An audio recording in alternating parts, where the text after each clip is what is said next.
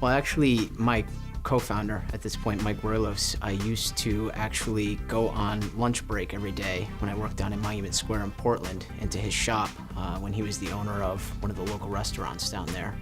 And he'd see me pecking away and working on lunch break, and we kind of just started talking from there, and things have evolved over time to, kind of where we're at now. No, actually, I helped start a local artisan hot sauce company in Connecticut once upon a time, and I'm also, outside of my day job, co-founder of a virtual reality company based in San Francisco. So I'm a software developer by trade, so I tend to gravitate toward technology in a lot of what I do. Well, I may be reading a little too much into it, but I always, since I was a little kid, just loved puzzles and solving problems and challenges. And I've always gotten a great sense of self-satisfaction out of that. So I think, in knowing that since I was a little kid, it just helps me to naturally, gravitate toward entrepreneurship. So lucky for us, we are in a position where we can make a lot of money and, solve some social problems that exist out there. We're really interested in collecting data that's valuable to urban planners, and so that they can craft policy and basically do their job better, which is the Sidewalk Butler line of products that we're putting out right now, which is essentially an infrastructure play to create the smart city, so to speak.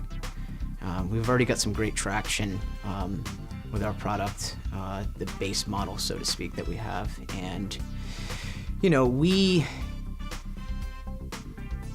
we are, I like to focus on big ideas and big problems and just having a vision for the future, and, being submerged in technology the way that I am, I can kind of see there's a lot of converging stuff going on right now, and commoditization of sensors and microcontrollers and stuff that was really expensive in the past, and the prices come down significantly. So we want to capitalize on that, and right now the market that we're going after is wide open. So from Greenlight, Maine, we're definitely looking forward to, outside of the generous prize money that's available, being able to get insight on our business model. We think that it's well researched and that we've got it dialed in very well. And obviously, the idea of diversity in business, just getting all kinds of different opinions from all over the place, it can't hurt. In that situation, the more information, the better. The more perspectives, the better. Somebody might think of something that you didn't. Well, our company started about 4 years ago in Portland, Maine. I got a notice from the city saying that I owned a coffee shop downtown Portland, and we got a notice from the city said we had to clean up the cigarette butts in front of our store. We thought, we do that anyway, so we got together with some of the fellows in the shop, and we decided to put a bounty on cigarette butts. So we said, well, give people a nickel a piece to do the right thing.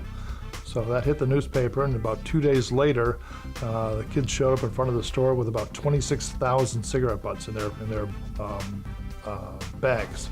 We decided at that point in time that the wrong way to go is to pay people to do the right thing. So I went home with my son. He was a pretty good fabricator. We built the first version of the Sidewalk Butler, which is actually an outdoor recycling ashtray. Currently, over the years, people used to be able to smoke inside. The last 20 years or so, they've been broomed outside, but there's been no outdoor ashtrays, basically. So people throw them on the ground. And that's how we got started with the company. We've been working for about 3.5 years now. We've got about 400 of these in 7 states. And last year in Portland alone, using just under 100 of the Butlers, we picked up in excess of 400,000 cigarette butts. And that stopped them going into Casco Bay. And since then, we've got some prototypes up in Canada. We're in 7 states. We're in California, of all places. And it's going very, very well.